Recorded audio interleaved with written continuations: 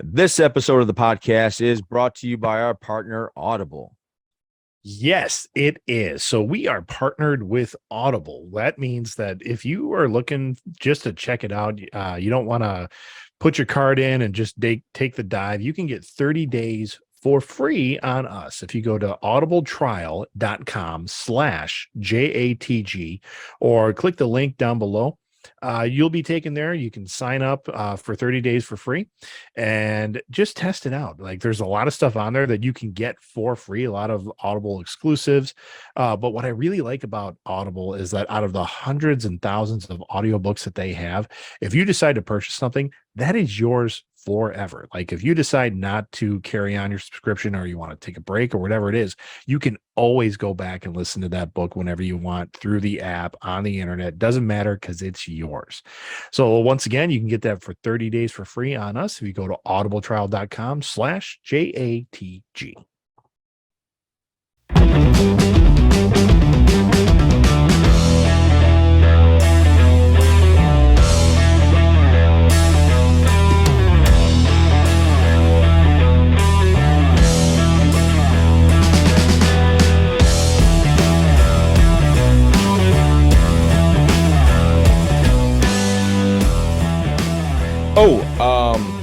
I got some news for you guys. We're live, Johnny and the Greg, as always. How are you? Happy Father's Day to the Greg. Hello.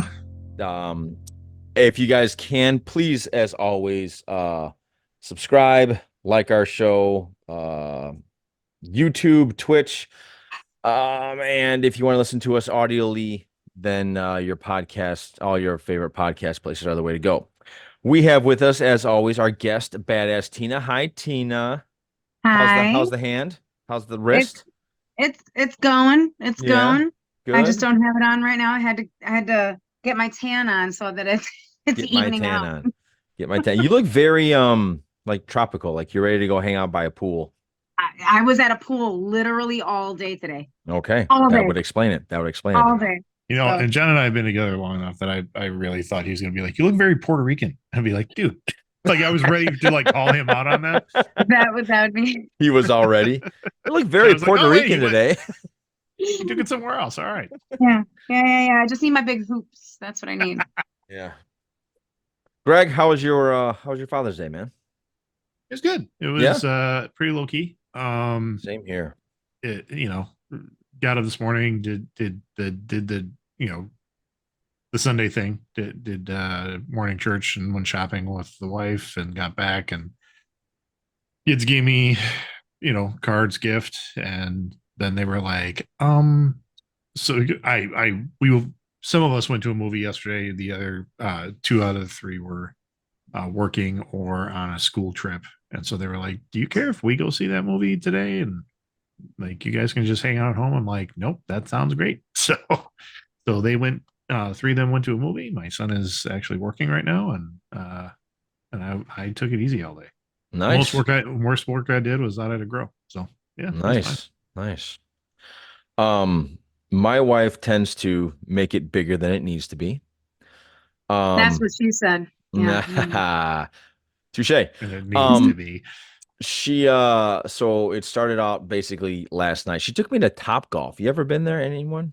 Mm-hmm. That's the second time I've been asked about that this week. It's a lot of fun, even if you're not a golfer and you don't know what the fuck you're doing. It's a fun time. They make games, and we had Gwen with us, so we had the whole family, and they have one where, like, if you hit a golf ball, it's almost like Angry Birds. So Gwen was really into knocking down the Angry Birds. Like, she was really into that. So it was a lot of fun. It was Gwen won the first round with the help of her grandfather, and Ursula won the second round. So it was a lot of fun. It was a lot of fun. I didn't know I'd be that like excited about it because I'm not a golfer. I don't. But I could see how you could become one, because as you start, we had a guy that was nice enough that was next to us, was like I asked, he seemed to be doing what he was doing, so I would ask him for tips, and each swing you get better, and then when you think you got it, you fuck up, and then you have to readjust and figure it out again. And what I've learned from yesterday with hitting a golf ball for distance is it's about less is more. Like it's not like just boom, like Yeah, it's not you like don't that. crush it at all. It's It's all about very your form. it's just contact and follow through. And that's it's very hard to get that out of your head because I'm used to like you think in baseball and your mindset, at least with me, was I'm just gonna crush this thing as hard as I can. And every time I Mhm. tried that, the ball went about this far. Yeah, you top it or something like that. Yeah. Yeah. You know. So, but yeah, if you it's a good date night, Tina. You know, like if Yeah. you go to Top Golf, it's a good because they have like drinks and food there and you rent out a bay and you just I think it's like time for 2 hours and Yeah. you're Nick loves golf. oh, you should take him. He would Loves love it. golf. Yeah. You would actually And enjoy it too. Like I'm not a golfer and I enjoyed myself. I love mini golfing. Like you give me the clown with the mouth and the, windmill. I'm on there, That's what Tina said. The the way they've got it set up, I mean, there's like targets that you can go on. And so like people that are golfers, they're trying to hit like the long balls because that'll get you more points. But And the it's time at a screen, right? Like it's like you hit it at a screen. No, that's like a driving range. It's like a three level, 3-story driving range. Some sensors are picking up the ball. Yeah. They are. Okay. Yeah.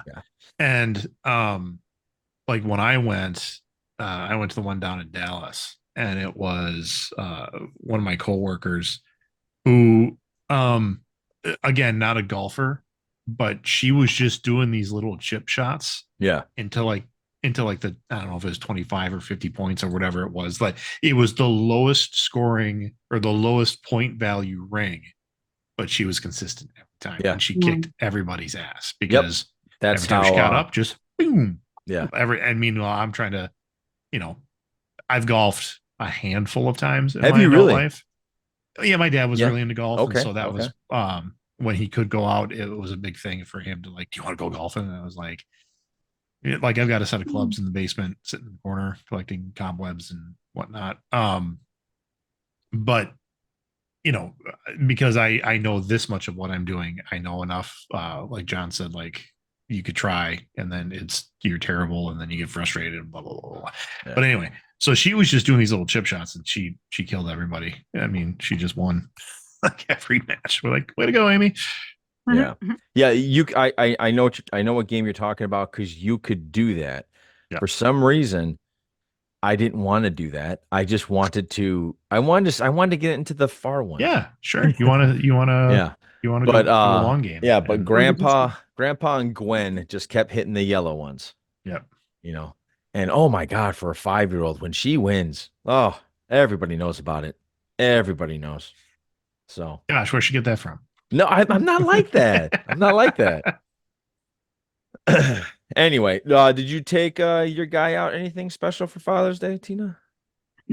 So yesterday we were at his nephew's wedding, and today his sister, whose lake house it is, it was like partially impromptu, partially like we knew that we were going to go over there for Father's Day, right? Mm-hmm. So it just ended up being a lot bigger. That's the impromptu part. Like a lot more people ended up showing up, and his other brother lives around, like they live on Fox Lake, so one lives in Ingleside Shore and the other one lives like on the other side of the lake. So he took his boat with his family and they all showed up, and so we just literally, I sat next to the pool. I got in the pool, I think maybe 3 times just to cool off, get back in, get back out. And I just wanted my tan on. That's all I wanted to do. So everybody was just really tired from the wedding because we all left like right before midnight. Basically, it was it was in Racine. Yeah. It was at the Murray Mansion or something. I don't know. I don't know that area. I don't know Racine area at all. It was in the middle of a not so great neighborhood, but it was a beautiful, beautiful like church that turned into like basically an Airbnb on one side of it. And it was really, really cool. The old organ, the pipe organ. Oh, like Phantom of the Opera? Like Phantom of the Opera pipe organ? Like that. Yeah, that was one of my favorite. Very cool. I love Phantom. So yeah, we just chilled out all day. I went on the Rave Runner. He fished. It was just a really, really chill day. It was really cool. TJ and Awesome. his dad went to I guess Schaumburg opened up where GameWorks used to be is now Dave and Buster's at Woodfield. That makes sense. Street of Woodfield. Oh, Yeah. yeah. So that was it. I came home, I took a shower and got ready to see you handsome faces. Ah, well, you're welcome. Yeah. Thank you. So Yeah. since it's Father's Day, I got a little question to throw out there. So it's kind of always the debate, right? Like, who is Father's Day for? And you say, well, it's for fathers. And some people will question, is it though? Because it seems to, and the same thing with Mother's Day. Who's Mother's Day for? Mothers. But is it? Because in a lot of places, it's the pressure of it's like Grandparents' Day. Like, how are you going to spend, like, whatever your highest generation is? Yeah.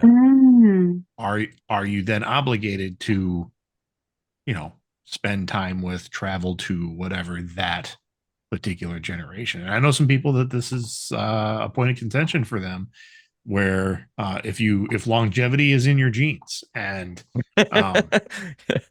and you gotta, they just die. Well, if you got a 98-year-old great grandma, yeah, and you're 20 something kid or you're 30 something kid who is maybe a parent themselves, yeah, and they're like, I can't mate, like I've got to do. And then it's like, if you have a spouse and you're trying to juggle, like, where you're going to go for what day and stuff like that. And meanwhile, you are also a mother or a father, and you just go, oh, I guess it's not for me. Like, I don't know when Mother's Day or Father's Day becomes for me. I think it's when you become a grandparent. So a couple of years ago, we've made it a kind of a thing where, especially for Mother's Day, that I'm like, nope, I kind of build a wall around my wife. And like, that's her day. Like, if she chooses to want to go visit somebody, that's fine. But we would rather, like, and my kids too would rather, like, we want to make it about our mom. And so that's the way we go. So I'm just wondering what you guys think. Like, is that a struggle for anybody else, or is it just me? Do you want to go first, Tina? I don't know. I mean, Mother's Day, I've said this for many, many years. I think I wouldn't be a mom if it wasn't for TJ, so I don't celebrate it myself. Like, if he wants to get me something cool, but like, now it's gotten to the point where I'm like, okay, dude, we are going to Six Flags because that's been our tradition. But like, what do you want to do? I wouldn't be a mom if it wasn't for him. So same thing I can't tell you what fathers want to do, but for me, I believe that on Mother's Day or Father's Day, it's not about me. It's about TJ. That's a whole different take. I didn't even think of it that way. Yeah. And then on his birthday, though, I'm the one that did all the damn work. So you're doing what I want to do. Okay. You want his birthday. I want his birthday. I'll give you Mother's Day. I want your birthday. Right. But like for his birthday, though, like, he's going to be 13 in August. And every year since he was 2 years old, even though his dad and I, weren't together or aren't together, us three, no matter what, we go to Lincoln Park Zoo, we go and have dinner, and we spend the day as just that family for just that one day, right? And it's not just like, that's not what I want for myself. I want TJ to understand that, like, he still has at least the two most important people in his life that will be there no matter what. Like, when he gets married or all that, like, I don't care who we're going to be with, as significant others, but we will always be there as his parents. Right. Right. So for his birthday, I want him to feel like no matter what, he's still the most important thing. And I that's for me. Right. Like, now when I ask him, hey, what do you want to do for your birthday? He's turning 13. I want to go to the zoo, Mama. I'm like, are you sure? Because like, at any point we could stop. No, I want to go to the zoo. I want to do this. Yeah, so, it sounds like it's much more tradition now for him than anything else. Right. So for Mother's Day is the same thing. Like, okay, after Six Flags, what do you want to do? Because I want to go to Six Flags. but it's because that's what he started off with. He wanted to go. He wanted to do that. I'm like, okay, well, what do you want to eat? What do you want to do? If you just want to chill here and literally do nothing with me, we'll chill here and do nothing, but we're going to go to Six Flags first. So Okay. All right. So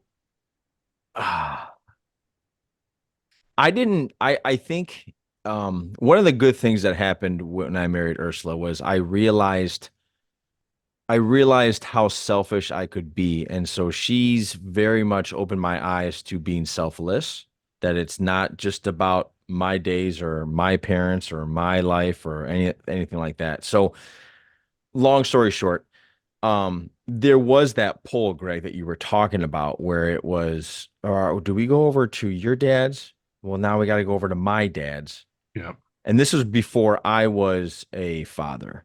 Um, so there was that pull of having to go and visit every dad. And then it has transitioned to where Father's Day has become a weekend. So Saturday we celebrate it with, the grandpas. Today's my day. Today's whatever I want to do, however it wants to happen. And it's the same thing with Ursula. Like Saturday, we've already put in the calendar that Saturday on Mother's Day is for our moms or the people that have been mothers to us. And then on Sunday, it's all about whatever Ursula wants to do. So that's how we kind of handle it. Yeah. I have a feeling those days are numbered. Which ones? You doing that whole weekend kind of thing where it's Have Saturday. you met my wife? I have, yeah, numerous times, but she's not stopping. But there are going to be things that are going to come up with Gwen that are going to impede that, especially as she if she sticks with the dance thing, as she gets into more summer club or summer league activities. That's he did have a band thing on the day before. I'm not trying to yuck your yum or do anything like that. I'm just telling you, like, you might want to discuss that and have. Well, I mean, it could be next year. Yeah, I mean, it evolves. I think one of the things that Ursula and I are really good at is we have learned to adapt. Roll with the punches. Like when it happens, we just go, okay. Like, so and we've already adapted. When we became mother and father, we adapted. We turned it into a weekend instead of one day. So yeah, I'm sure you're right, but I like when it comes time to celebrate like her parents or a birthday, like let's say Stasha's birthday, I don't know it by heart. It's sometime in April.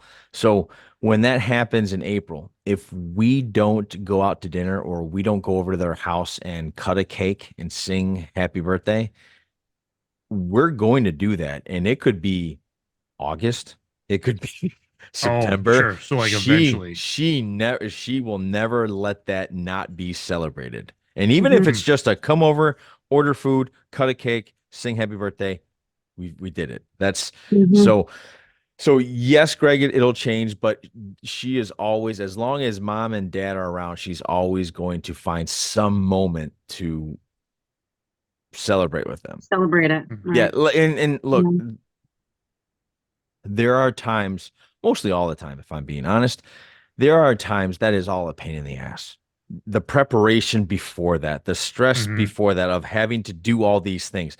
But when you're in that moment and you can actually step outside yourself in that moment, you can really appreciate what my wife's plans are. The whole idea of my wife wanting to, I don't know, give everybody their moment, I guess. And you're lucky that both sides of your family, of your extended family, are within 20 minutes of you. That's very. I mean, it's very. Yes. I mean, what I could say, like, if for some reason members of your family were to move to that 45-minute, an hour plus away, it gets to be more difficult as the kids get older. And when we lived in McHenry, it was difficult. That was probably a thing. Yeah. So imagine a 10-year-old Gwen having all-day soccer tournaments or something like that. Right. If by chance you release and let her go out for soccer. And sorry, one more dig, had to get it in there. But that, I mean, it could be, or a dance tournament or whatever it is. And then all of a sudden you're like, well, we gotta pack up and go to, whoever's house. I don't know. It gets difficult. And that's one of those things that we eventually, I think, For Yeah, I those mean, for those of you I'm that all for phone calls. I'm all for Zoom meetings if they know how to do that with your families. I mean, I know a friend of ours in our D&D group, his family, I mean, they're moderately dispersed through South Central and Southeastern Wisconsin. They plan Zoom meetings, like Zoom meeting for the family is going to be at, such and such a time on this day. that's cool. And that's how they get I together think on that's a regular cool. I think that's basis. cool. That is pretty cool. Yeah. Yeah. For those of you that do not know, Tina, you might not know this either.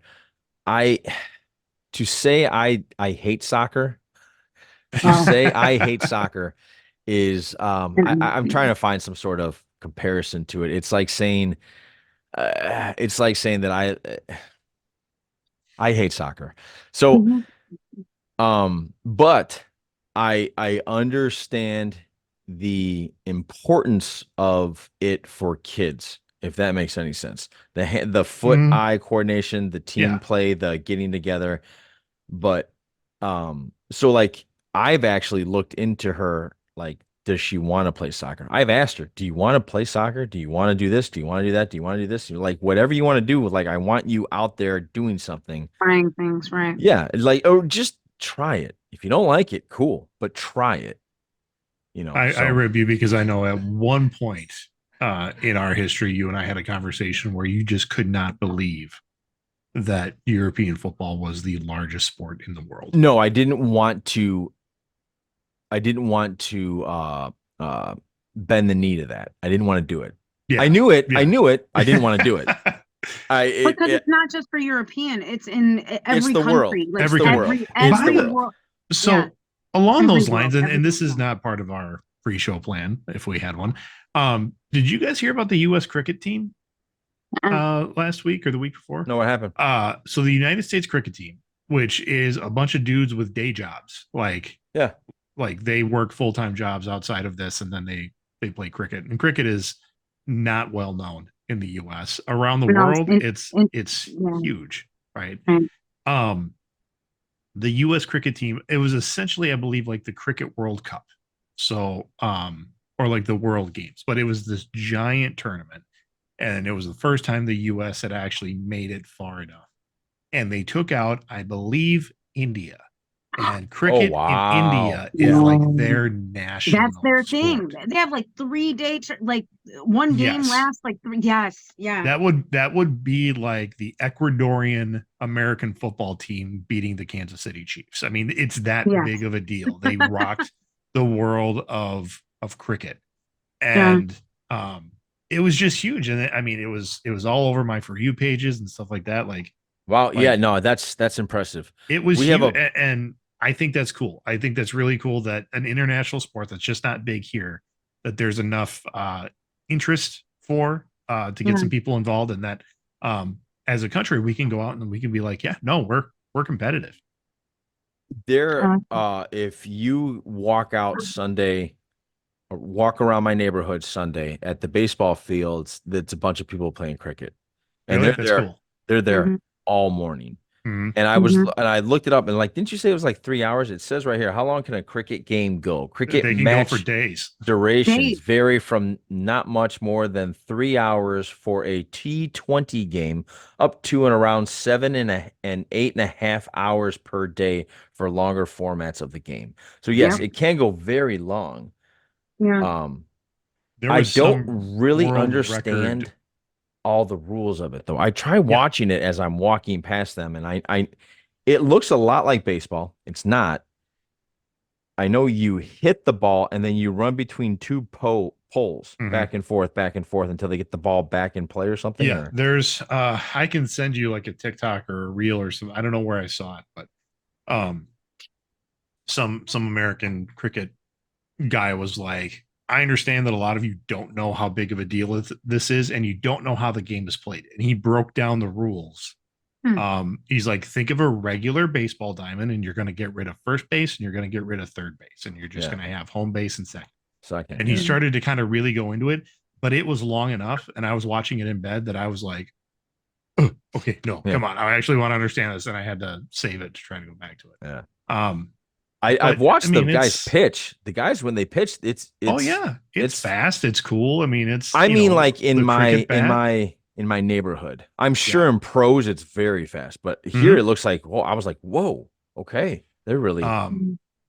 Yeah, it's one of those things. I was just talking with my daughter actually. It started with like obscure sports, like when ESPN2 turns into ESPN8, the Ocho, where it's like obscure sports quarterly, and they're doing just stuff you haven't heard of. She's like, "Do you like watching that stuff?" I'm like, "I love watching that stuff. I love watching the world tournament of ping pong. I mean, not that I know who any of the players are, yeah, but you just turn it on and you can pick a guy and start supporting it. Oh, I know what it was. A couple Sundays ago, she came downstairs and I happened to be watching the French Open. It was the championship game of the French Open tennis. And she's like, she's never seen me watch tennis before. She didn't even know that I knew anything about tennis. But I'm like, I know the rules, I know the scoring, and I know that right now the number 2 guy in the world is playing the number 3 guy in the world, and they're playing for the championship of the French Open, which is a big deal. And we got into it. And then after the French Open was on, track and field was on, and that led us to a conversation about the Olympics that are coming up this summer. And there are sports in the Olympics that are not going to be televised because it's not going to bring any advertising dollars. She's like, how do we watch? Because breakdancing is now an Olympic sport this year. No freaking way. Yep, breakdancing. And she's like, how do we watch breakdancing? How do we watch? How do you judge that? Oh, I'm sure they have people that, I mean, it's like gymnastics, right? I mean, what's the difficulty of the move? Do you hit it? Do you hit it in time with the music? Maybe, I don't know. But she's like, how do we watch it? Like, how would, like, growing up, how would you watch that? I said, growing up, you didn't. Yeah, like, you would just they would do like whatever was on ABC. Yeah, but before they would go to the commercial, it's like, and here are your gold medalists in Taekwondo, because they would never show that. They would never show that, which is what I always wanted to watch when I was a kid. Combat sports, absolutely. Yeah. So they would show like a takedown, and that's your gold medalist, and then they show them on the podium, and that's it. I said streaming's a little different now. Like, we can find the streaming service, and we can watch, I think, just about anything you want. So that's I'm looking forward to that. So if there's for anybody who's listening, if there's an Olympic sport that you really want to watch, like, you can go to the Olympic page. It'll list off all of the events for this year and search it out. Like, find it, stream it. The more people that are watching it online, maybe you can get it on TV. Right. Yeah. I always wanted to watch the one for I believe it's the Winter Olympics, the one where they cross country ski and then they shoot a target. The biathlon. The biathlon, where they ski and then they're going down on the ground and they're hitting the targets and then they get back up. So being at Sport Clips, right? Like, when I'm usually the one in control of the TV, so I'm the one that's trying to figure out which channel has all that stuff. And that's my favorite one to watch. It's so interesting. And then it's the skiing where they have to go. What would it be? Just the regular, like, downhill skiing where they have to go through the poles and through like speed stuff. The speeds, yeah. Curling's a lot of fun too. I like curling. Curling, if you can say "hold my beer" and still play. That's like the bowling team. But I was watching the curling for a couple of not just through the Olympics or through like their but like throughout the years, the last couple of years, and it's a brother and sister on the US team that have been going, and I'm like, my God, she's been losing weight, he's been looking like he's working out, like maybe they saw themselves on TV and was like, all right, we got to do something, we got to be like I think eventually somebody came to them with a sponsorship and said, hey, you know what, we'll give you a trainer, we'll get you dietitians, because now that more people are watching the sport, I'm sure the American Olympic board is like, let's make these guys look good. I'm looking at the events for this year, like what's like some of the ones that are out there. And John, I actually texted you on this. I did not know that flag football is an Olympic sport, and I know it's played very differently than like American high impact football. I heard it was an American. I remember that coming across. That was mentioned somewhere. It lost my train of thought. I have watched flag football. It's very different. It's did you ever play one on an intramural team? No, I never did. Okay. It's just like that. Yeah. So it's funny because you were like, I wonder if they're going to get anybody from the pros, and the answer is they're not going to do that. The pros wouldn't do that, I don't think, because everything's complete. It's different. It's really different, and there's people that are better at being a quarterback in flag football than they are in being in regular football. Really? Because there is no rush. It is I think it's a 5-second clock. You got to get rid of that ball in 5 seconds, if not 3 seconds, and then they call it a sack. So it's different. And even I was wondering, like, when I texted you, like, is there going to be NFL guys? And no. And then I started thinking, well, what about guys that were big or just played college American football? Are they getting picked up for the flag football team? And I mean, like, your receivers, I don't see why they rushers. I don't see why they couldn't. Exactly. So that's why I was like, but it's a very, you like, go look at the team. Do you recognize any of those names? Or yeah, it's a very niche sport. Like it's just wide receivers and defensive backs and a quarterback. That's it. So like linebackers are gone, rushes are gone. Unless I'm wrong, the ones that I've watched, they have pro leagues in the USA. They have pro leagues that do this. And they wear that helmet that is going to be new to the NFL, that little cover you can put on a helmet. Oh, they wear those instead of helmets. So there's a lot of contesting. There's a lot of contesting. It's almost like a rug, because I see rugby players with those. Yeah. Also an Olympic sport, rugby sevens, which is that's what you wanted to because we're talking about sport. You texted me about Joey Chestnut not being allowed. Yeah, so that's where I'm heading next. Is going away from the world of actual sports. The sports world was supposedly rocked this week with the ban of Joey Chestnut from the Nathan's hot dog eating contest. Why? Over well, let me get into the copy. Let me read the copy. So Joey Chestnut, 16-time winner of Nathan's hot dog eating contest, has been banned from this year's event of Major League Eating, the MLE, has announced. The ban apparently stems from Chestnut's new partnership with a rival vegan food brand. Chestnut has become the Fourth of July staple, winning 16 of the last 17 Nathan's hot dog eating competitions, including each of the last 8. Chestnut holds the all-time record of eating 76 hot dogs with buns, which he set back in 2020. The MLE has weighed in on the decision to ban Chestnut from the event, confirming that in a statement that Chestnut's partnership with the plant-based food company is the reason for the split. The MLE did say that Chestnut would be allowed to compete if he renounced his partnership with the brand. Their quote is that we are devastated to learn that Joey Chestnut has chosen to represent a rival brand that sells a plant-based hot dog rather than competing in the 2024 Nathan's famous 4th of July hot dog eating contest. MLE and Nathan's agent went to great lengths in recent months to accommodate Joey and his management team, agreeing to their appearance fee and request and allowing Joey to compete in rival unbranded hot dog eating competitions on Labor Day. For nearly 2 decades, we have worked together with some basic hot dog exclusive provisions. However, it seems Joey and his managers have prioritized the new partnership with a different hot dog brand over our longtime relationship. Not having Chestnut in attendance would be a seismic shift for the Independence Day competition. Last year, no one came close to eating Chestnut's 62 hot dogs with buns. Jeffrey Esper, the number 2 ranked eater in the MLE, finished with a score of 49. This is the last time someone other than Chestnut has won the Nathan's hot dog eating competition since 2015, when Matt Stoney took first place. Stoney, yeah, I remember watching. Yeah. And it was funny when I checked the sports section of my feed, and that is the first story that pops up. That the sports world was rocked today when Joey Chestnut will not be competing in the Nathan's famous 4th of July hot dog.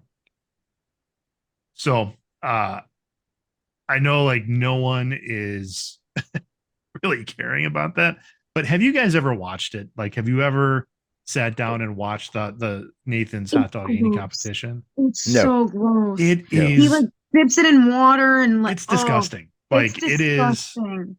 It's like a train wreck. You don't want to watch, but you're watching.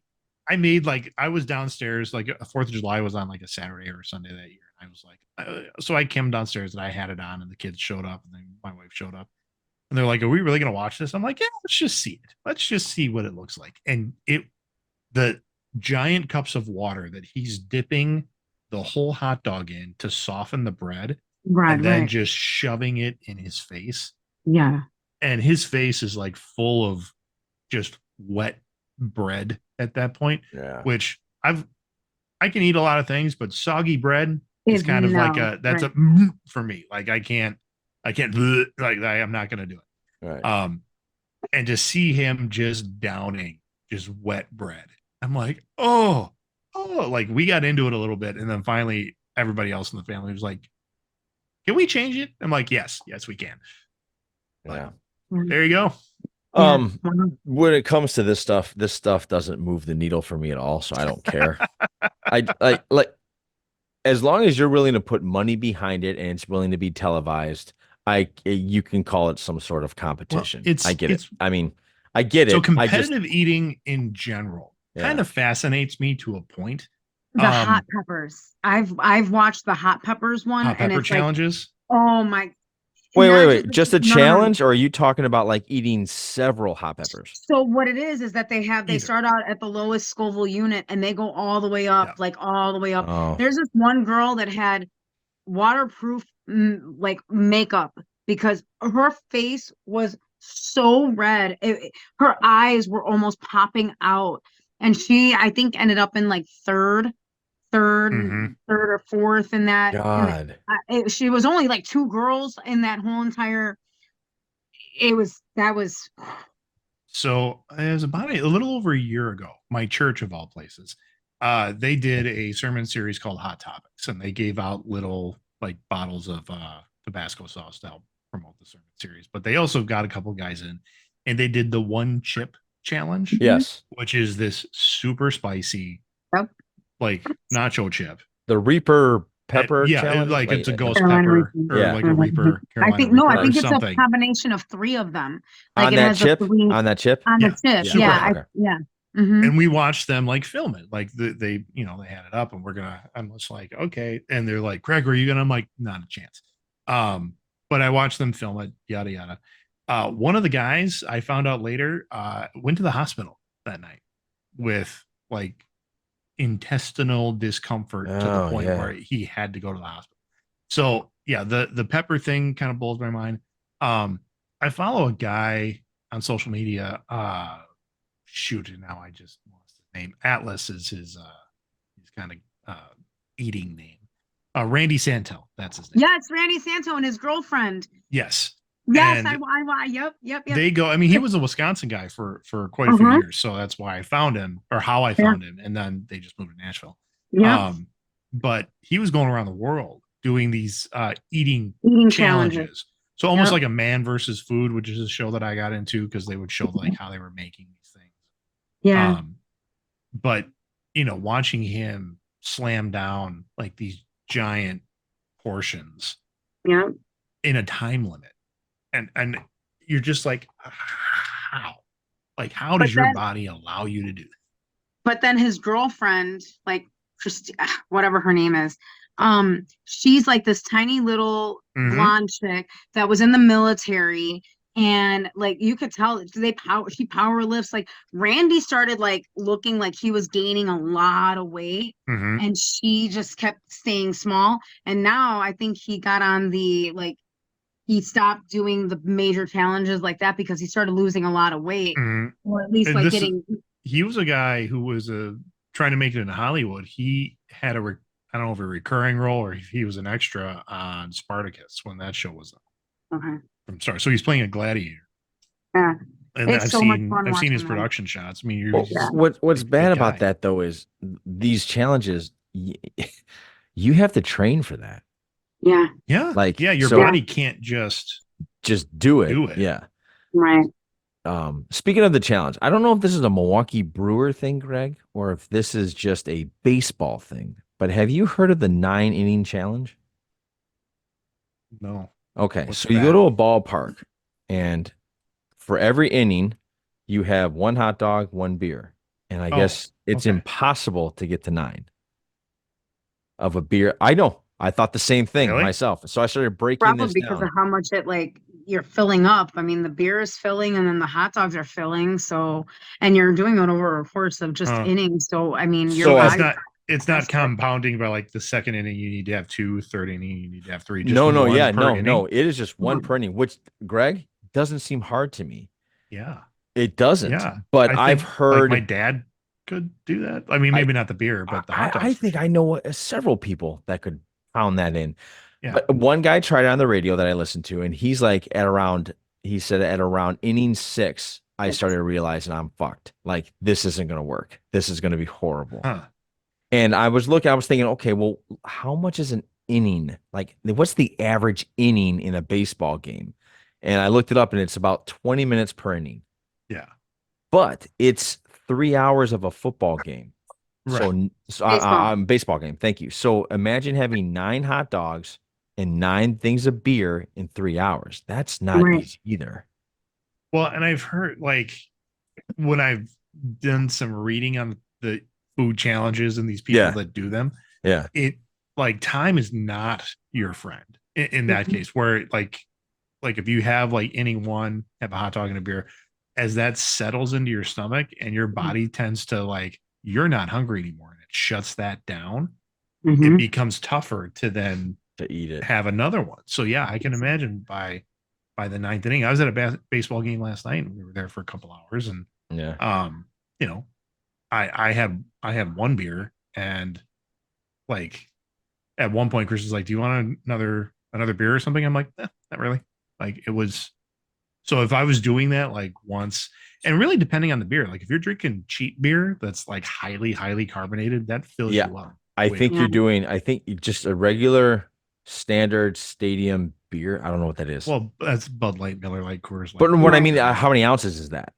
16. Is it 16? Usually. I think it's 16. Okay, so 16. So 16 ounces. Like, I'm doing dry June, so I had a non-alcoholic Blue Moon today, and it was enough. I had one. That was it. I didn't need any more. Like, it filled me up so much. Right.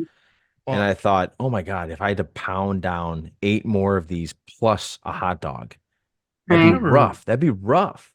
Like when you're in college and you're learning how to pour a beer, like into a glass, and you tip it, and so you don't want all that head. I at some point in my life learned, they're like, why are you doing that? And this was from a German. And I'm like, well, to make it not have the big head on it. And he's like, no, you kind of want some of that because that releases a bunch of the carbonation.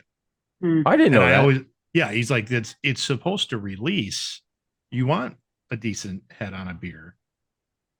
Because if it doesn't get released, then you're just ingesting all that carbonation, which is why you feel so bloated. So people that drink and you know, the cheaper beers that are mass produced and drank by many people, you know, those light pilsners that are, you can see through them. There's so much carbonation in those, and those people that are just pounding them, that's why they get so bloated. That makes sense. And I was like, I didn't know that at all. I didn't know that either. And I'm also very proud of all 3 of us not reacting when Greg kept saying head. I'm very proud of us. I'm very proud. It was of internal. us. I know what I said. I did it in my brain. I did do it in my brain, and I think we all did. I was proud. None of us even reacted. I was watching everybody. So. Some of the food challenges I've seen, to go back to that, the food looks amazing. Like, I wouldn't mind trying, but I also know, like, there's no way I could give it a shot. Like, not even anymore. So Nick's son, his younger son, Dominic, the whole Caputo family, they're eaters, right? But Dom is the one, and he did the 1 chip challenge, and he also did the hot gummy bear one, and I have it on video. I never heard of that. So there's a gummy bear that. What's Nick the hot gummy bear? He's like a spicy gummy bear. Like, I thought like you meant like chip, room like temperature, 90 degrees. Challenge. It's a gummy bear version of it. Okay, that's terrible. Oh, this was at Christmas time. I have a video of it. He's standing around like everybody, and I mean, the gummy bear is probably, I think, like this big, you know. I was gonna say, it's got to be big enough that you have to chew it. You have to, yeah. That boy within a few minutes had already started getting all the sweats. His stomach started hurting. Mm-hmm. But it subsided after a while, and they've done the one chip. He's done the one chip with his brother, and the chip definitely fucked him up, right? But then there was this gummy bear that Nick bought him for, actually it was for the what is it? Not white elephant where you pick all the Oh, sure. Yep. so, and it ended up being that he ended up picking it, so nobody was going to take it from him, right? Yeah. So it was pretty intense. No. I mean, and he was like his everything, like he just started looking like he was going to throw up. I'm like, dude, go outside. Yeah, why would go you do over that? the Why would you farm. ruin your night? I don't understand. One of Because he's one of my 17 years old. Oh, okay. Well, one of my You know. favorite kind of talk shows is Hot Ones. From Yes. Studio called First Week Feast, and they started on YouTube. They're still pretty big on there, but you can catch them on like Hulu and stuff now too, where they're interviewing a celebrity as they eating As they're eating increasingly yeah, hotter, spicier and spicier hot wings. wings, right? And some people are really good at it. Some people, they make it halfway, and then all of a sudden they hit the wall. one that is called the bomb, and they hit the bomb, and they're like, oh, why? And they're trying to answer the questions, and they're just like, and I their cannot interview focus. questions are really good. Like they're well researched interview questions. Yeah. But like to watch some of these people just lose their shit as they're eating these spicy hot wings. Yeah. There was one, I can't remember. It was when they did the second Harley Quinn movie, Birds of Prey. It's when they did the Birds of Prey film. Not a good movie. Wait a second. Is that the Suicide Squad? It was not a Suicide Squad movie. It was Harley Quinn's second movie called Birds of Prey, where it was like her solo piece that she would. It's not a great film. But they brought in the rest of her castmates, and like one woman was like, "Oh, I eat spicy food all the time," and went directly to the hot one, like one of the hottest ones. And she's like, "Yeah, this is fine," and like bit into it. She's like, "See, it's no big deal." Within 30 seconds, she was like, I have made a mistake. And I'm like, there you go. Gotcha. It serves you right. Christmas, a couple Christmases ago, I went to one of my clients' Christmas parties, and I go every year for that and 4th of July. And he brought down this hot sauce you guys have heard of Pepper Palace? Oh yeah, love Pepper Palace. Okay. So Pepper Palace, when I went way back in the day, there was like one of the hottest ones where you could only take a toothpick. I had to sign a waiver, and I did it, and that was intense. And the guy that I was dating at the time was not, he was wimpy and didn't do it. And I'm being PG on the word that I really wanted to say. So, and he would not taste it at all, whatever. My lips were like on fire. I kissed him, and then his lips were on fire. It just like transferred over. Yeah, right? of course. Yeah. So I've done the challenge, or like that taste testing.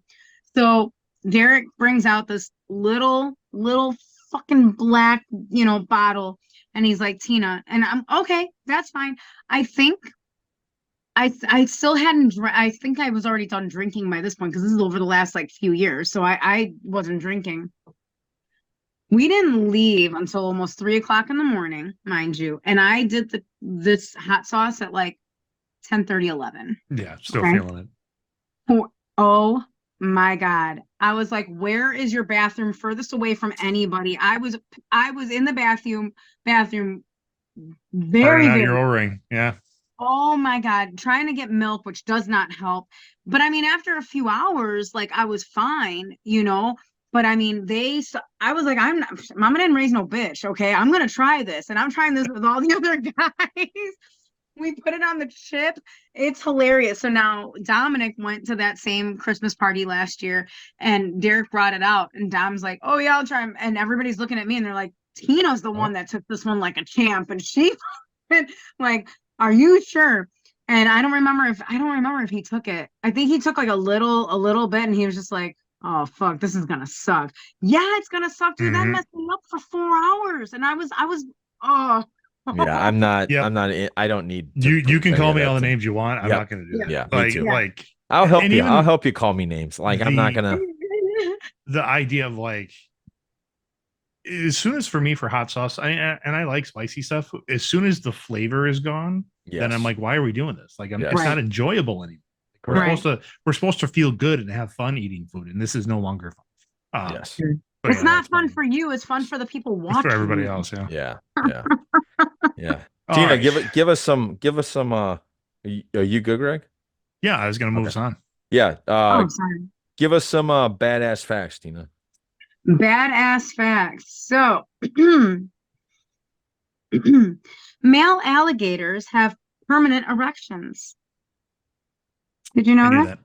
Yep. Why do you know everything? You're handsome and his you're son- knowledgeable. Because my son is Yeah. such an animal kid. So then why am I doing animal facts? You should do animal facts. No. It's fine if you do. I thought you wanted to do weird facts. Yes, I just end up It on. doesn't have to be an animal.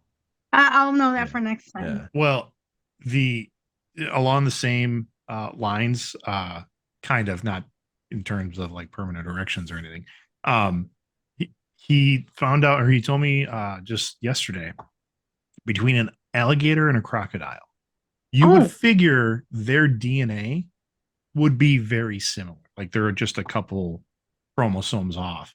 He's like, there's more similarity between like a human and a butterfly than there is between a crocodile and an alligator. That's amazing. And I was like, no, that can't be right. He's like, yes, that's right. And because he'll be 17 on Tuesday and can research all this stuff and is probably going to have a career with animals someday. He knows exactly where to go. And he's like, see, Dad, it's right there. And I'm like, well, shit. Yeah. Okay. Got it. Do you know one of the major differences between an alligator and a crocodile are? No. Is this the joke? One you see a little later and one you see after a while. See you later. Come on, alligator. Jack. That's good. After a while, Not really. crocodile. Not really. It's Anyway. Not good. It's not good. Anyway, You also assigned her all the dad jokes. So I mean, I got a few today. Anyway, males are endowed with a permanently erect penises layered with numerous coats of the stiff protein collagen, which lurks inside their locus chamber that contains digestive and reproductive organs, and then bursts out suddenly like the baby alien of John Hurt's stomach in Alien. Oh, God. The 6-inch long penis of an alligator isn't everted or turned outward. It's by muscles, but by the application of pressure on its abdominal cavity, clearly an essential bit of reptilian foreplay. It also spits out like almost like a rubber band and then gets sucked back in. So you say collagen, is that like the same thing that they're harvesting to like inject into rich women's lips or something like that? Or the powder that you can pour into any of your water now. There you go. Yeah, there you go. Yeah. Jeez. Like you know what powdered when you say reptilian. facts like this, like there was some dude from National Geographic that got a grant to study this. Yep. Mm-hmm. Yep. Absolutely.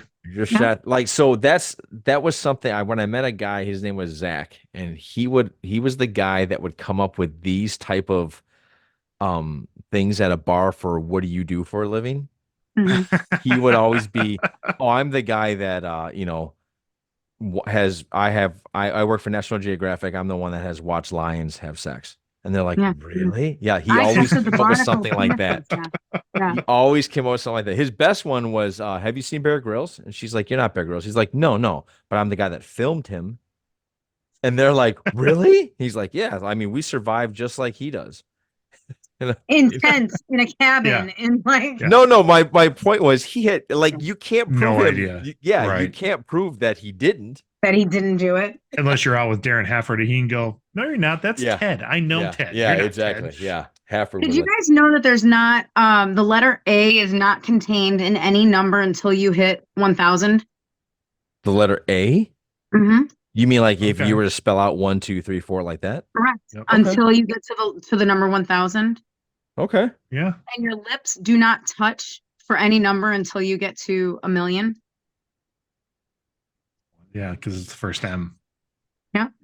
Okay. Yeah. Look at him. Isn't he cute? I thought 5. Did you just want to watch our lips move? No, because 5 is. No, you don't. 5. You don't touch your lips. 5. You go 5. It's 5. Could be doing an Indian accent. 5. Okay, so 5 times. again, somebody wanted to pay attention to all that and tried to figure all that shit out. That was a speech pathologist's like master's project. Yeah, master's project. Yeah. All right. I also have one more. Female jumping spiders have high standards when it comes to foreplay. If she isn't satisfied with the male's complicated courtship dance, she not only dumps him but devours him. That is the insect world. They do that. Yeah. Like, I found one about mantises destroy. Yes. Yeah. Ooh. Mantises, widows. Black widow. You know, yeah. Black widow. Yep. Yeah. Yep. Yeah. Yeah. I was just like, we're getting hammered by the cicadas, and they're dying down now. It's not as bad. We haven't gotten any of them. There's only one show. You either? And TJ's like, you brought that from Buffalo Grove, from Vernon Hills. I'm like, no, I didn't. Oh, they're everywhere around here. In fact, like driving a car about a week ago, if you drove a car through my neighborhood, you swore people were throwing stuff at your car. Yeah.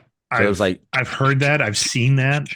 Yeah. I saw my friend Liz, she took video of a tree like outside her apartment. Yeah. And it looked like the ground was just crawling. Like, yeah. And then it goes up this tree. And I'm like, yeah. you gotta be kidding me. Yeah. I haven't seen anything. Oh. Or heard. I haven't even heard them. You should come here and hang out by us. Like, yeah, Vernon Hills got slammed with it. It was amazing. You walk under certain trees and either they know you're there, but it was deafening. I was talking to Ursula. Yeah. We walked under a tree. I couldn't hear her. Yeah. Yeah, they're loud. And I was like, whoa. But going to that, we were talking about like Ursula was like, so what's the point of this? And I said, if they're mating. They're mating. I think I said the males are the only ones that make the call. Have Lex check that for me. Fact check that for me. Are males the only ones that call? I think from what I heard, the males are the only ones that call, and they're calling the females. So that's why they're making that sound. Yeah. But from what I understand, it's almost like salmon. Like they come out of the ground, they do their thing, they die off, they lay eggs, and it all starts all over again. So the majority of their lifespan is underground. Yeah. All right. And yes, he said it's mostly the males that make the call. Sometimes, depending on the type of cicada, because there are different types and different like groupings. Okay. There could be some females that can make sound, but whether they do or not, it's usually overpowered by the male mating. And that is a fact check brought to you by Lex. Actually, Nick's sister is in from Oregon, and I was driving her to Portillo's on Friday, and when we were coming back, because the windows were open, and she's like, "What flew in? What's that?" No, she's like, "What's that sound?" I'm like, "The cicadas." Like, holy fuck, those are loud. I'm like, yeah, that's actually not as loud as they were. Yeah. And I mean, you can. It's dying down now. They're dying down. It's very. Yeah, but are they gonna make it up to? Are they gonna make it up to here at any point? Because I'm more north. I'm more northwest. Like, I have no idea. Do they have like little groupings of when they come up or out, or is it? Look, I know cicadas come out every year, but it's just a matter of which several broods come out during this. Like, there's like it's several different. It's 2. I mean, it's 2. It's like.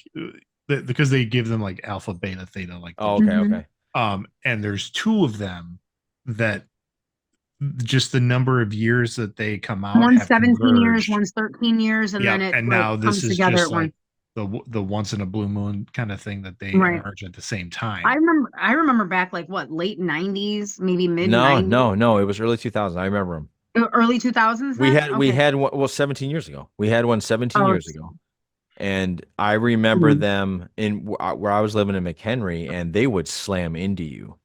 They were everywhere up in McHenry. And it was like, the 17-year group and the 13-year group, they only emerged together like every 100 and some years. Oh, okay. So this is different. This is different. This is like a super emergence.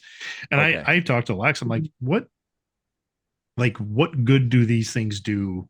Like what's their purpose? Like, people say, what's the purpose of the mosquito? Something underground, right?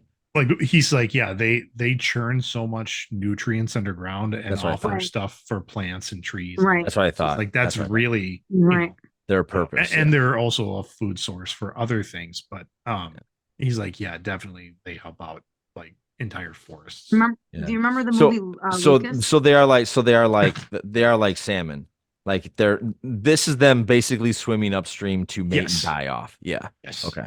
And then they get repopulated. Yeah. Yeah. What did you say, Tina? I didn't hear that. The movie what? I said Lucas, the movie Lucas. Yes. Where George Lucas threw grapes at a car. That's what that did was. He really? Yes. That's how he did it. That's how he pulled off the effect. They threw grapes at a car. Yeah. So it wasn't really, obviously, no bugs were killed in that. That movie, man. He just stepped in and went Lucas. Yeah. There's some dark history with that movie. Isn't that where Charlie Sheen molested Corey Haim? Yeah. Corey Haim. Really? Is that the movie? Damn it. Yeah. Yep. Dark side of Hollywood. Dark side of Hollywood. Yep. Yeah. Somebody said to me yesterday, you're something like, I don't know how it came up, but they were like, maybe your daughter's going to be an actress in Hollywood. I'm like, nope, she will not be doing that. Did you watch the 90s kids, like the kids on the Nickelodeon? Thing? Absolutely. Oh my God. Yeah. I was angry because I remember a lot of those shows back in the day. Mm-hmm. And then when it came down to the Ariana Grande one, I was like, what part of that even looked like it should have been done in the first place? Correct. Like, who would have approved that in the first fucking place? Well, and that's the issue. My kids, like, and even now they will be like, how come you never let us watch show A or show B? Like they'll give us shit for that. And I'm like, go back and watch it. Like go like the Ariana Grande one. Because I specifically remember like you talking about that water bottle scene? It wasn't that scene. It wasn't that scene, but that was terrible. Like that was horrendous. And it was something. It had to do with her feet. That's all I remember. Yes. Like it was a thing, and she's like, "Look what I can do," and then she's like sucking her own feet. And I was like, "No, like we're not." Yeah. Like whatever it is, they're getting. I could just tell them like they're sneaking things past the censors. Like maybe that was a one-time off. I don't know, but I saw enough of that stuff like from shows by Dan Schneider that I'm like, no, like we're just not going to do this. Right. Because right now the thing like SpongeBob, how come you never let us watch SpongeBob? Like SpongeBob is a hilarious show, but there's enough humor in there that is one for adults, and two, they scream a lot in that show, and I didn't want my kids screaming all the time. But I was like, nope, I'm like, you can watch it now because you can get it all, and you aren't gonna run around the house screaming like SpongeBob. But there's another. Tubi has a good kind of behind the scenes documentary on Ren and Stimpy that I watched the other day. Talking about that, I gotta watch that. Yeah, that was another one where they were just like, I've heard not good things about John Kay, who was the creator of the show, not John Krasinski. He's got a very long last name that I don't know if I'll pronounce right, but that he was a narcissist and super commanding or demanding of the show and things like that, and that's what killed it. But some of the humor in that show that they were sneaking by was nuts. Yeah. And then sure enough, after Nickelodeon canceled or they got rid of him, he was able to take the Ren and Stimpy adult hour or something over to Spike TV when Spike was a thing. I remember Spike TV. I remember Spike and Adult Swim and all that. He was let off the chain for that, and that's where you're like, whoa, like this guy's nuts. Well, think about the Cosby Show. Like after everything came out about Bill Cosby, then you really go back and think about it. It's like, yeah, he was a gynecologist on that show.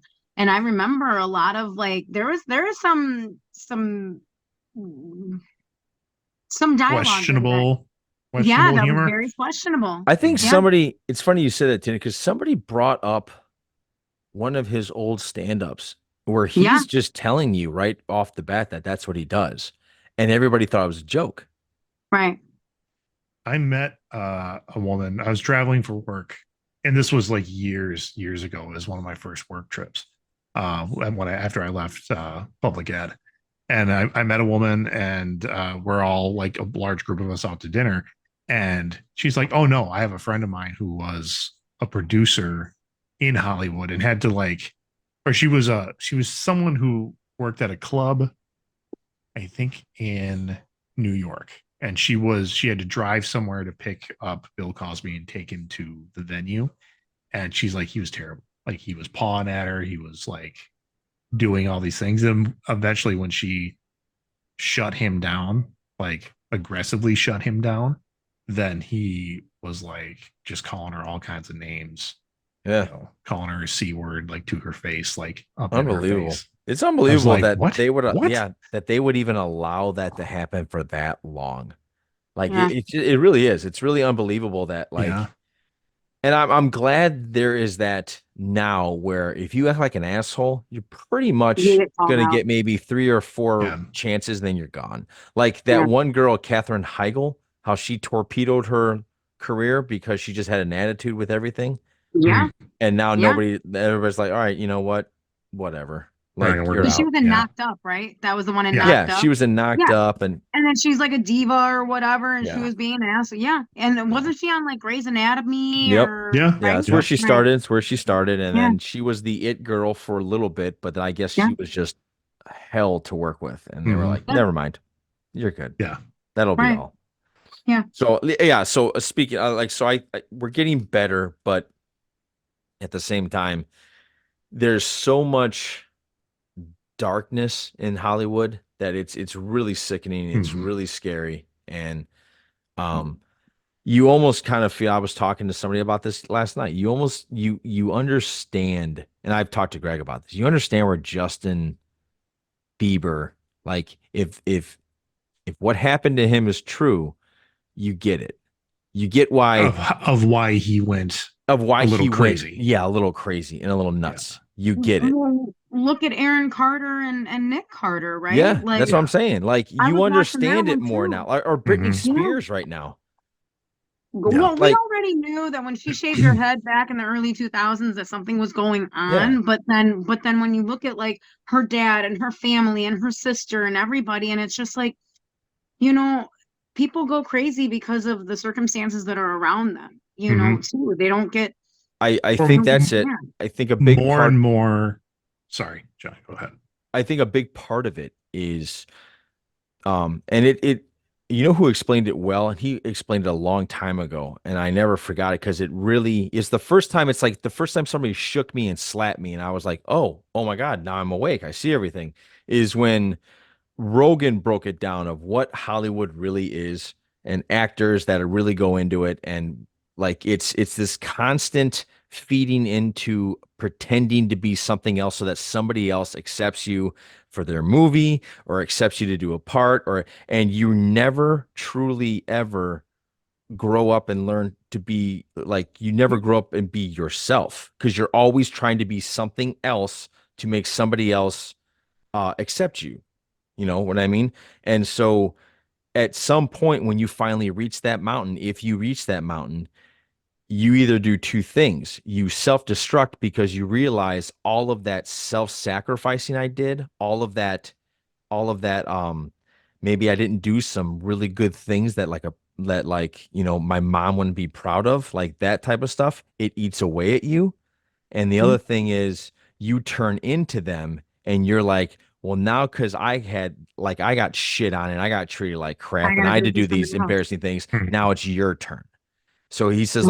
like, he goes, you only meet those two people in Hollywood. That's all they are. Yeah. It's just those two people, and the cycle continues.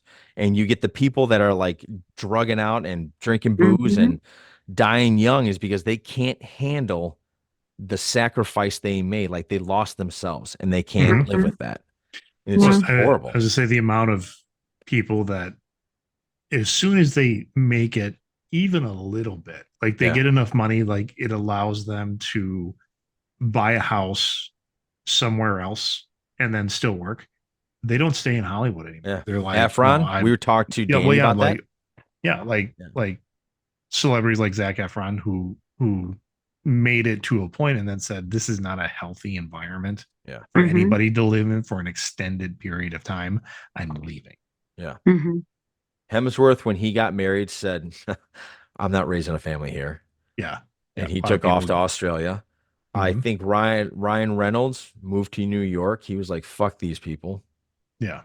You Well, know? and even I think of like people that were stars in the '70s and '80s, like Mark Hamill, Yeah. who made it big with Star Wars and then said, I'm not living in Hollywood, and then moved to like Malibu or something like that, where he's in the vicinity, but he's not actually in like the hills or anything like that, and could control like some pieces of his life, I think, a little bit more.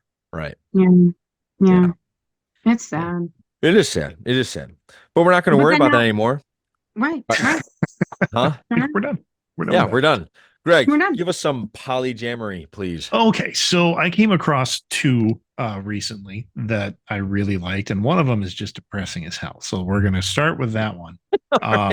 Go from one depressing thing to another. Yes, that's okay. And then we're gonna end with one that just made me feel good. So, so this is an interesting one. It comes from Ryan Nelson. He's an Australian singer, and there's like no information on this guy. He's on Spotify. He's got a handful of songs out.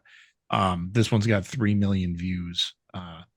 But it struck a chord for anybody, and definitely, Tina, this is going to strike a chord with you too. I'm sorry to do this to you, but music does a lot of things, and it makes us feel things. So this is a guy who's obviously dealt with a lot of body dysmorphia issues, and I'm not calling out Tina specifically for that, but I think every woman in America and any woman probably around the world has had dysmorphia issues, and this one, as a guy, just hit me. Like this was something that was me for a long time, especially in high school. And then I was just like, holy crap, I got to feature this guy. I mean, for the few listeners we have on this show, maybe he gets a couple more plays out of this. So Ryan Nelson, let me get up his screen here. And the song is actually called Feel Good. But yeah, it won't. Like, it's going to get you. All right, here we go. Ryan Nealon. Wait just a minute. Could we turn the lights out? 'Cause I like me best in the dark. And after we finish, could you stick around so that voice in my head doesn't start saying I never should have gone there and taken off my clothes? Let you find out what I already know, that I'm still the punchline of childhood jokes, 'cause I carry dead weight and it shows. Sorry, I'm still not at home in my body. Just wanted someone to want me, who sees me as more than just funny. 'Cause it never feels good being lonely.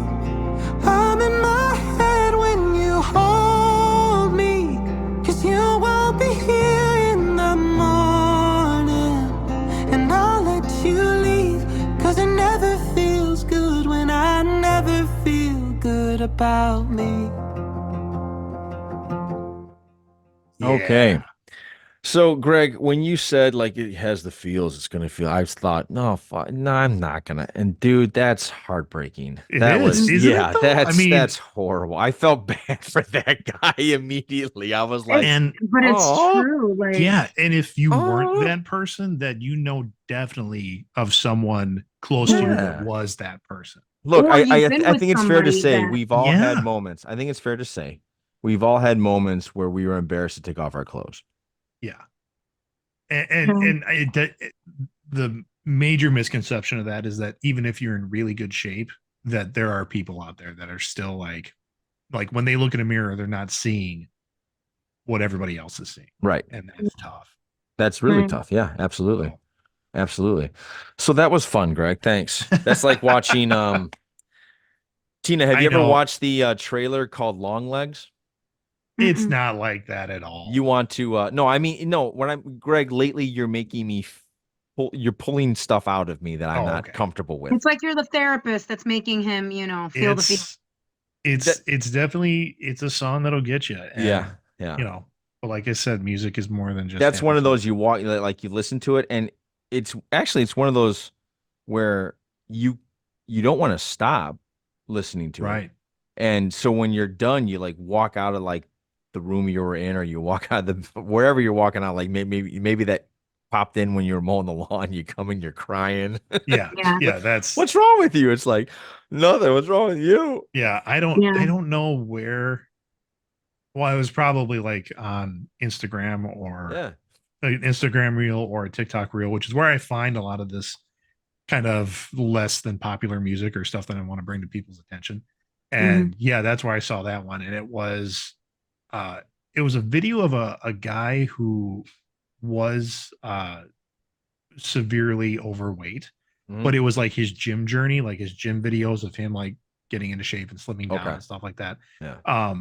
But he was still at the point where the dude was pretty ripped up at the end of the video. But then his text over that is like, but I still feel this way. And you're like, Yeah. oh, So buddy. like it's exactly that, because John has known me throughout my entire weight loss journey, right? And it's like, I know how good I look now, and I still feel like I'm that 250-pound girl who never wanted, like, that sucks. Like you can never get that out of your brain, no matter like, and even with my accident with my hand, and I can't like work out the way that I used to. I've gained almost 30 pounds in the last few months, basically 6 months, but like since my accident, 20 of that, because I can't do physically. Do what you wanted to do. And I'm like, I can't go back to what that was, but like it creeps up on you. And no matter what, you always feel like you're that big one, and people are going to look at you like you are. And when you meet new people, they actually don't think of you like that. They just think like you look normal, and it'll never get out of your brain. Never. It's tough for me. Like I was a big kid. Like I got the husky genes and things like that. And I was made to feel fat, like bottom line. And I go back and I look at like my 6th grade picture, which we can laugh at. But even that kid was like, I feel fat. And then puberty hit. I got involved in athletics. And then I go back and I had to show somebody a picture, but it was a 17-year-old or 18-year-old me where I'm looking at it and I'm like, I'm working out. I think it was my track picture from my senior year or something like that, where it's lean. But and you're never as bad as you thought you were, right? Well, I wasn't, but I'm thinking like that guy in that picture thought he was fat, thought he was one of the fattest kids in the school, and that doesn't go away. And even still, with the weight loss I've had recently, and people will comment, and I've gone through some healthy weight loss, some unhealthy weight loss, but here I am, and I'm like, hey, I'm right now the weight that I'm lighter than I was when I got married 24 years ago, but I'm still like, I'm not celebrating it like it's a big victory, because I'm still like, it's still not great.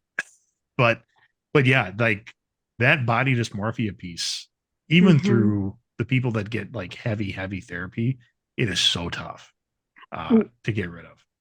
Literally, like that's what I talk about in my therapy most of my time, that or some other things. And she's like, listen, this is something that you have to try and talk nicely to yourself like you would to everybody else, because like John knows this more than anybody, like when I'm in the chair, I try to make those people laugh. I try to tell them, hey, these are the good things that you have to think about and blah blah blah, but like when it comes to what you say to your own self, you're a lot meaner, right? And it's one of those things where it's like you just never goes give away. yourself enough credit. Yeah. Jonah Hill, who's an actor who was known for being a bigger actor, and now he's not. He's a quite fit individual, and like in his probably late 30s, early 40s now. And people will see him and they want to congratulate him, like, congrats on. He's like, can you everybody please stop doing that? Because all it does is bring my brain back to a place that I don't want to play. And that goes for anybody, like, people who see me or they see my kids or, whatever, coming up to my son, who I said is about to be 17. And they're like, are you getting taller? Are you losing weight? All like all this stuff. And he's like, none of that makes me feel good because what you are bringing up then is that I didn't look like that 6 months ago. Right. And so yeah, for anybody that's listening, if you see my son or any of my kids, don't comment on their weight. Like just don't. Oh, okay. Not tall.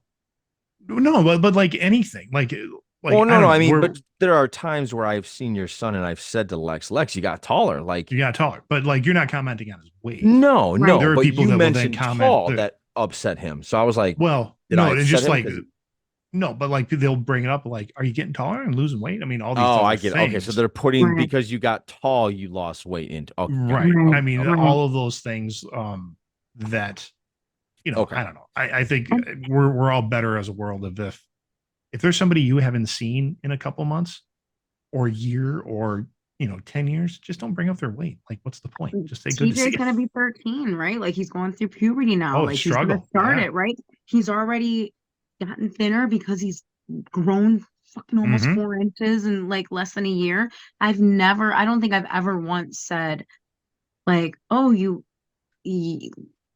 like you're losing weight, nothing like that. I'm just like, oh man, like you're getting those muscles now because Mhm. he's working out so much he's a from wrestler. wrestling. And right, he's Yeah. wrestling. He's going to be doing wrestling twice a week this next week. He's going to be going to U of I for 4 days Mhm. next week, and it's like and then he has his band stuff too. So I mean, Yeah. and then Taekwondo, he's going to be doing he's going to be getting his black belt in September. He's Nice. starting black belt training. All right. And There it's you go. like, like that little ring around here is gone, but I don't ever want him to ever think that he's Right. ever been big. I mean, his dad used to call him Porker when he was younger because of like how much because when he was little, he was a little chubbier, but nothing like Yeah. what I was or anything like that. So I don't like to call him Porker. I don't like to call him anything like that because I don't look at him like that either. And I don't want him to think, oh my God, am I gonna, like I don't want him to get that in his brain. Like, no, you're going through puberty now. Like,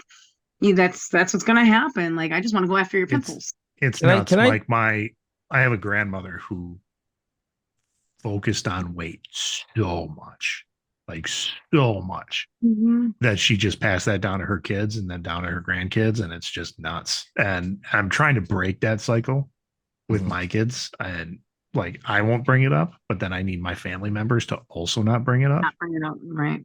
So Right. sorry, John, go ahead. No, Go no, ahead, no. Tom. Yeah, I wanted to kind of segue a little bit because I like saying that your son's dad called him a porker when he was young. There's a problem I think I see a lot of dads doing, and I'm not trying to beat my own chest, but Greg doesn't do it. And again, Greg, I'm not trying to put unnecessary embarrassing shine on you, but there's a lot I look at you in terms of how you manage, how you talk to your wife, and how you talk about your wife to other people, and how you don't say certain things. Like you and I have had a whole podcast when it comes to um like you hang around the guys and there's guy talk, and then there's Oh, okay. I'm like, you know what I what are you mean? talking And about? and then there's guy talk where guys are be like they talk about the ball and chain. Yeah. And to Greg's credit, Greg's never ever not even in a joking way has thrown his wife under the bus or made her Yeah. feel like she was not a partner, but more of a burden. He's never made her feel like he's never talked about her like that. Like Mm. Greg and I have hung out with people where people will joke about their wives, and We end up standing up for the wife of another. Like, dude, why are you saying that about your yeah, wife? yeah. Literally today, Nick's older son was like, "Oh yeah, Tina has dad's balls in her purse." Yeah, see stuff like that. That's how they talk. I've always tried to model that approach with my wife of I can't think of a better word than like she's my partner, she's my love, like she's my love, she's something incredibly special in my life, so I'm not going to put out negative stuff about yeah. her. You know what I mean? Yeah. I'm not going to do that. And I'm not going to do that just because the circle Or I I'm want to in. be funny, Yeah, or I want to look exactly. cool, or I want to be like the, So I you know, think what a lot yeah, of dads, what I'm noticing from a lot of dads is they feel they have to toughen up their son yes, Yeah. by calling them names and calling them like there's somebody in my family that calls his son like a girl every shot he gets. Every shot he gets hmm is like, what are you, a fucking girl? Like he does shit like that. And you can tell he's doing it because he gets louder when he does the insult so that everybody sees that he's, ribbing his son. And I always look at that and I'm like, dude, why like why would you do that? Yeah. Like Why are you I don't publicly putting your son down? yeah, why would hmm you why would you remotely do that? And so I just when that it's funny because that almost triggered me when you said like your son, like he calls him and what I'm trying to say is I don't think your ex-boyfriend, right? yeah, Ex-boyfriend. right. I didn't know if he was ex-husband. That's why I was Mm-mm. okay. Ex-boyfriend. I don't know if he's doing that and even understanding that saying that is doing more damage than toughening the guy up. Does Yeah. that make sense? Oh, So it completely makes sense. And I Like, mean, yeah. and listen, I love Nick to death, right? I think he's a great dad. There's a reason why I'm with him because of his heart and because of like how he's devoted to the kids, but like the negative connotations that go with how you treat the other person and what Yeah. you say, mhm. it gets, I mean, they all joke around about how fat each other are. And oh, I mean, Dominic was always really, really skinny, but that boy eats and eats and eats and eats and eats, and then he's sedentary. Like, I mean, I'm not saying he's not fat by all means, but like he's starting to get the Caputo belly. And we even said it today, like, oh, you're getting the Caputo belly. He's like, yeah, but not yet. It's like the way that you keep going, you're gonna get it. And that's how that dynamic is, right? Yeah. And it's That not gonna that change if creeps you in. don't correct, right? And it's like, I mean, and it's fine if they want to joke around about it within themselves. But once you're out in public setting, and then you start acting like that in public settings as well, where now you're bringing in that and showing that that's acceptable to everybody else around you. It could be an inside joke for the family, right? But then you get into a public setting where it's like, it's not, other people are not going to consider that a joke. They're going to consider that disrespectful, mean. You're going to put like you're being, Well, yeah. But not only that, they carry it. They yeah, like yeah. just look, this song has brought up this entire discussion. So we've all Yeah. had these moments in our lives where we felt less than maybe we should have by people we truly love that made Which, us maybe that made us feel a certain way. yeah, So, and maybe they didn't mean it to be oh, of that course way, they I but I like, I can guarantee you Yeah. there have been times. I think Greg was around one time where my dad was like, "Dude, you're getting fat." And like Greg was like, dude, is your dad an asshole or like why do you do that for? Like, but like that has happened to me and that made me feel like shit. I Mhm. remember that, at the and so wedding. there's these moments where you have this little there even now, and I'll be fully transparent here. There's these moments when you're getting ready to go see them after you've seen them for a while and you're thinking, does this Are make they me going to look say fat? something? Are they gonna Right, does this make me look fat? Like right. and then you get really protective of your young you Mhm. Hmm. know, because you don't want that. So anyway, sorry, I We went were off on no, that tangent. no, that's fine because this is a good tangent. We went at the wedding. Nick's mom, she's on one side of the table, and the older brother is on the other side, and he has like 1970s, like longer hair. I mean, it's really nice. He has a Yeah. beard. He lives in Florida half the time. He comes back, and she's yelling across the table because it's loud, but you can't hear her anyway. And she's like mouthing something, and he's like, I can't hear you. And she's like, you look like Santa Claus. The very first thing that she said to the groom's best man was, how much weight did you gained a lot of weight. Like, I mean, Jesus. it's like a continuous thing, right? Yeah, Like, I just feel like bringing the out, older generation, they like don't, they that, have, yeah, that part of them needs to die. yeah, Well, yeah, And put so like much, we stop that. We Yeah. need to stop that. We Like, so Right. much of, and it is a lot of the older generation, so much of their self-worth yes. is caught up in that physical appearance. Yes. I mean, I'm not going to say my mom's age on here, but she's, she's in her 70s. She still puts so much value on herself based on weight that it's like, why? You're 70 something. You've been married for, it's going to be 50 years soon. I mean, like, why? What do you care? What do you care? Yeah. It's just, Yeah. and I don't know. I mean, and I've told her that before. I mean, I'm not speaking out of school. She'll probably be like, why would you bring that up? But yeah, like there Well, comes it's a not like you point. guys ate rice all the time at home, so it's not. No, we covered that. There was no rice in the house. No rice in the house. Anyway.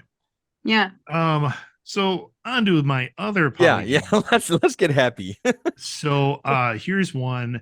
Definitely came across TikTok, and I found she is on Spotify. Her name is Liz Warfield. But I think I know her.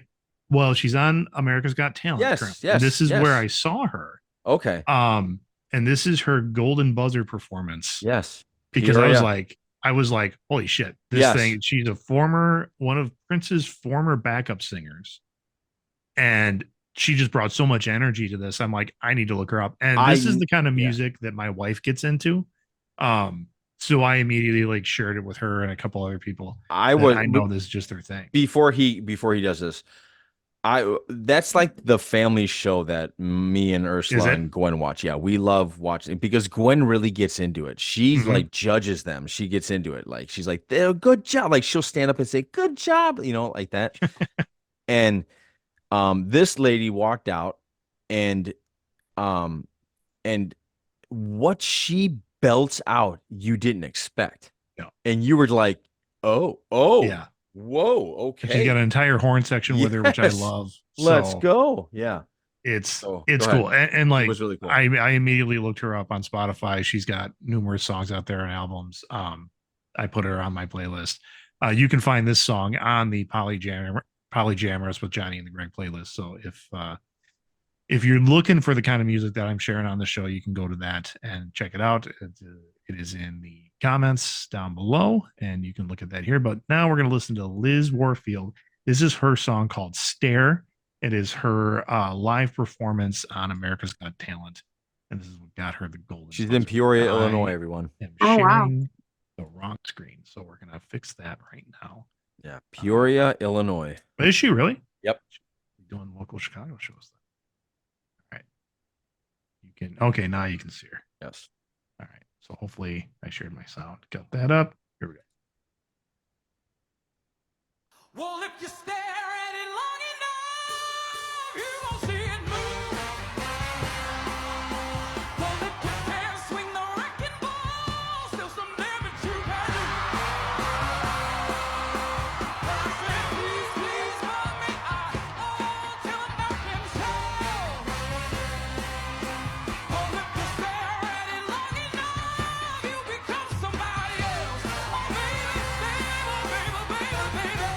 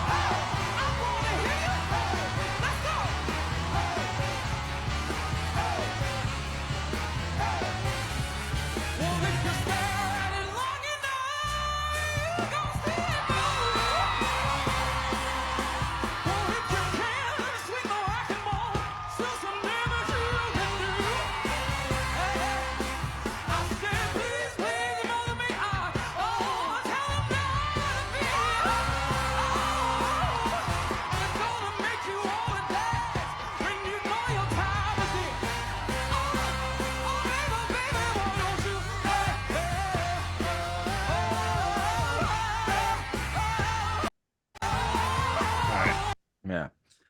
So that's not my type of song, but she puts on a show. Yeah. Like it's not my jam, but I couldn't stop watching her. Here, I've had a lot of her stuff on playlists here recently. Which I really liked is that, I mean, she's one of Prince's former backup singers, which means she's not in her 20s. Like, Right. she's been doing this gig for a while. So Long time. her getting her moment, Absolutely. I think is really cool. Absolutely. Yeah, that was cool. That was one of those. It's almost like you knew a golden buzzer was coming after that one. Mhm. You felt that coming. Yeah. So, Tina, have you ever watched one of those shows? Do you ever watch America's Got Talent or anything like that? I every once in a while I do. I used to watch American Idol like way back in the day, Yeah, like when yeah. it first started. Yeah. And Clay then I Aiken just days.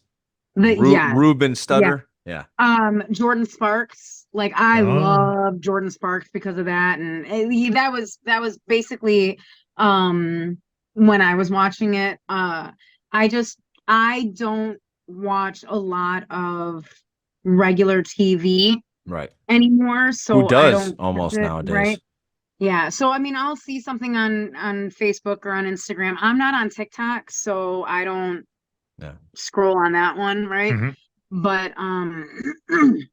I when I find stuff that I really really like I'll go find that singer or that performer, and then I'll follow them on Instagram Yeah. or Facebook or something. So Yeah. I just don't get to watch it all that often, but I do enjoy them, you Yeah. know. What gets me with some of the, reality competition shows is that there is no real, Yeah. I know there's no real reality to it. Correct. Or we used to watch The Voice a lot, and we were into that.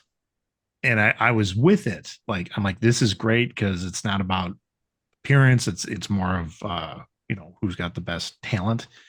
And then there was one season where they get into the point where the public is voting. Mhm. And I'm like, well, now this is just like there was, I cannot remember her name. She was from the Chicago area though, and she could belt, but she was a bigger woman. And I'm Mhm. like, she was, as soon as we got to the voting rounds, like she was one of the first ones out, because I'm like, they're just Now they're like judging she- off of look. now, yeah, like the American Right. public or whatever it is, if the judging rounds really are real, and Yeah. like it's not a record label that's going to be like, well, yeah, she's talented, but we're not going to make a ton of money off of him or her based on appearance. That's where I'm like, I'm out. Yeah. So really quick, The Voice, I think it was Jamie Lono, Lono. Yeah. He is, I think that's what he was on The Voice. Mhm.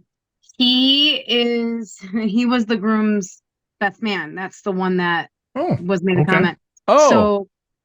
So he was the best man last night, Huh. or last night at the wedding. So and I'm gonna post the video on Facebook, but he sang a couple of songs with the guitar and everything. Yeah, it's Jamie Lono, Lono, Nice. from The Voice. Nice. Cool. And Cool. that's his best friend since they were like little. Sure. And I never watched I used to watch The Voice, but then I don't keep up with them, right? Sure. So I had no idea who this person was when I first met him a few years ago.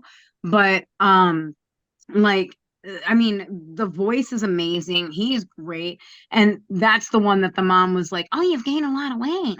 Like the first time she hasn't seen him in like years, right? Yeah. But if you look him up, that's who Christopher's best man was. And it was great. He did a couple of songs, it was really cool. It was really cool. Right. But I Nice. don't look at people like that. So I'm like, oh, okay, you're whoever you are. I Yeah. don't Talent is whatever. talent. Yeah. Yeah. Yeah. All right, Tina, if you look give at- us give us your joke of the week. Can I give you a couple of them? No. Yeah, of Yeah. course you can. Yes, of course. Yeah, we got So time what do for you one call joke. what do you call a guy with no shins? Shinless? Tony. No. Oh, Tony. Oh, Nothing. got it. Okay. Got All it. right. Okay. All right. Okay. What do you call a clumsy flower? I don't know. Oh, whoopsie daisy. Okay. Oh, whoopsie daisy. No? We gotta call these Tina's not instead of bad jokes, it's just Tina's dad jokes of the week. Yeah. Really. Yeah. Because these are dad jokes. Go ahead. No, that was, I mean, That was it. those were my two favorite ones. But what do you call a cloud? Or what does a cloud wear under his raincoat? What's that? Thunderwear. Underwear. Underwear. So Okay. we're gonna end it there. Greg, sign us out, sir. Wait, if I have twin daughters, I'll name one Kate, and I'll name the other one Duplicate. Jesus. Oh my So when people come up to you with bad jokes, could be in the middle of the street, could be at family events. Oh my, no, actually last night at the wedding, was it at the wedding or the rehearsal dinner? I'm like, you do know that if you're in a canoe and it tips over, you can wear it as a hat because it's capsized. Greg, please sign us out. Hurry up. Just remember, like, when this happens, don't be a douche. There you go. For badass Tina. The Greg, this is Johnny saying, you're welcome, America, for cutting this short. Take care. Have a good one. Podcast. Staring in my eyes.